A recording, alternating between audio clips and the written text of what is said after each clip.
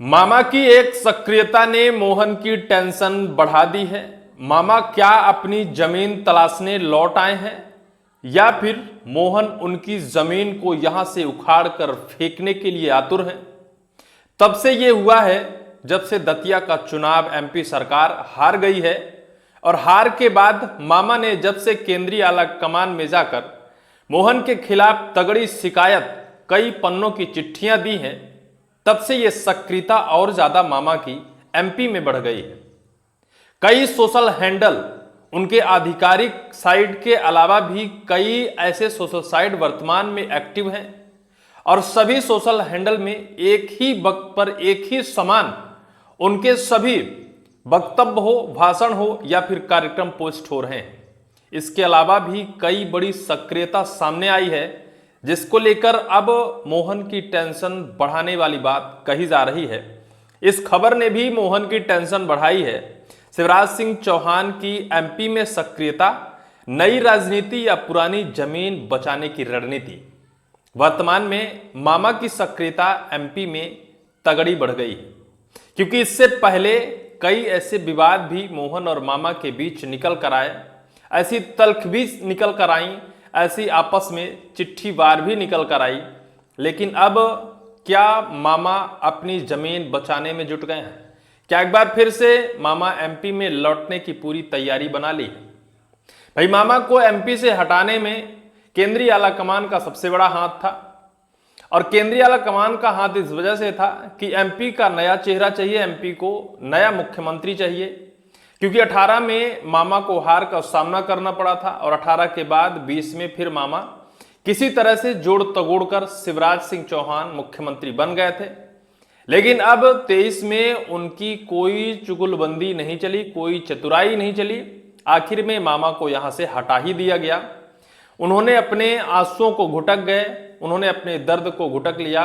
लेकिन अब एक बार फिर से दतिया हार के बाद मामा एमपी में एक्टिव हो गए हैं और एमपी के खिलाफ मोर्चा खोल दिया है जैसे उन्होंने, क्योंकि कई तगड़ी शिकायत उन्होंने लिखकर केंद्रीय आला कमान के पास भेजी है, राष्ट्रीय अध्यक्ष के पास भेजी है, प्रधानमंत्री के पास भेजी है, अमित शाह यानी गृह मंत्री के पास भेजी है और तगड़ी शिकायत की है। उन्होंने शिकायत की है कि उनको तवज्जो एमपी में नहीं दिया जा रहा है। जैसे मानो मोहन जी ये सोचते हो कि अगर हम शिवराज सिंह चौहान को एमपी में तवज्जो देते हैं तो वो अपनी जमीन नहीं बना पाएंगे या फिर अपना राजनीतिक स्तंभ खड़ा नहीं कर पाएंगे, क्योंकि अब भी मामा का स्तंभ एमपी में इतना तगड़ा मजबूत है कि मोहन के अलावा मामा के ही गुण एमपी के लोग आज भी गा रहे हैं।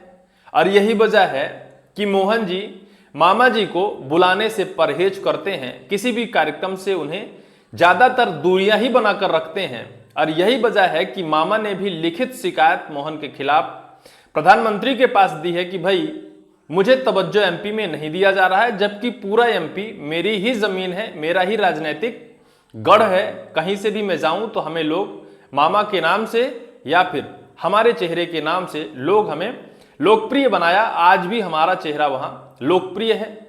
23 में उन्होंने जीत कर एमपी को दिया, सिर्फ मामा ही जीत कर दिए और तब भी मामा की वाहवाही थी। जब उन्होंने लाडली बहना शुरू किया तब भी मामा की वाहवाही थी। और फिर जब ये पूरी स्टेयरिंग केंद्रीय आला कमान के पास पहुंच गई, बहुमत में एमपी आ गया, अब मुख्यमंत्री की घोषणा की बारी आई तो आला कमान ने स्टेयरिंग घुमा दी और मुख्यमंत्री मोहन यादव जी को बना दिया। उस वक्त शिवराज सिंह चौहान के दर्द ही निकल कर आए। उन्होंने कहा कि भाई मैं केंद्र में नहीं जाना चाहता हूं, लेकिन कहां किसी की चलती है और वहां चतुराई उनकी वास्तव में नहीं चल पाई, उन्हें जाना पड़ा। केंद्रीय कृषि मंत्रालय वर्तमान में उनके हाथ में है, पंचायत ग्रामीण विकास मंत्रालय भी उनके हाथ में है, लेकिन ये दोनों विभाग एमपी के मोहन सरकार से तगड़े नाराज हैं। ये खबर दिल्ली से निकल कर आती है, दिल्ली के पंचायत ग्रामीण विकास दफ्तर और कृषि विभाग के दफ्तर के बड़े अधिकारियों के अंदर से निकल कर आती है कि भाई एमपी में क्या होने वाला है, एमपी कैसे डाइवर्ट हो रहा है, कैसे वहां क्या कुछ चल रहा है, क्योंकि सब कुछ ठीक नहीं चल रहा है। और इस खबर के बाद यह पुख्ता प्रमाण हो गया कि एमपी मोहन और मामा के बीच तगड़ा एक उलझन है या फिर जिस तरह से मोर्चा खोल दिया है मामा ने, इसको लेकर एक खबर भी आई है। सबसे पहले सोशल मीडिया हैंडल की खबर, उस क्लिप को मैं बताता हूं। सोशल मीडिया का यह खेल आखिर क्या इशारा कर रहा है? शिवराज के आधिकारिक हैंडल के अलावा कई अनौपचारिक पेज भी राज्य में दिन रात एक्टिव चल रहे हैं। इन सभी पेज पर एक ही समय पर शिवराज के भाषण और दौरे प्रमोट किए जा रहे हैं। यह महज समर्थकों का प्यार है या फिर एमपी में एक्टिव ब्रांड बने रहने की सोची समझी रणनीति है? अगर पेड प्रमोशन के जरिए कंटेंट फैलाया जा रहा है तो इसके सियासी मायने जरूर निकाले जाएंगे, क्योंकि एक साथ अलग से जो पेजेस बनाए गए हैं नए नए, कुछ मामा और कुछ पॉपुलर मामा और कुछ मुख्यमंत्री शिवराज सिंह चौहान के नाम से कई सारे पेजेस हैं और एक साथ प्रमोटेड किए जा रहे हैं, एक साथ उनके दौरे और भाषण और उद्बोधन पोस्ट किए जा रहे हैं। क्या उन्हें पॉपुलर करने की रणनीति है? क्या पीएम मोदी से हुई शिकायत ने बढ़ा दिया मोहन यादव की चिंता? इस क्लिप को पढ़िए। सूत्रों के मुताबिक शिवराज ने पीएम मोदी से राज्य के कृषि कार्यक्रम की शिकायत दर्ज कराई थी। उनका कहना था कि केंद्रीय कृषि मंत्री होने के बाद भी उन्हें राज्य में तवज्जो नहीं मिल रही है।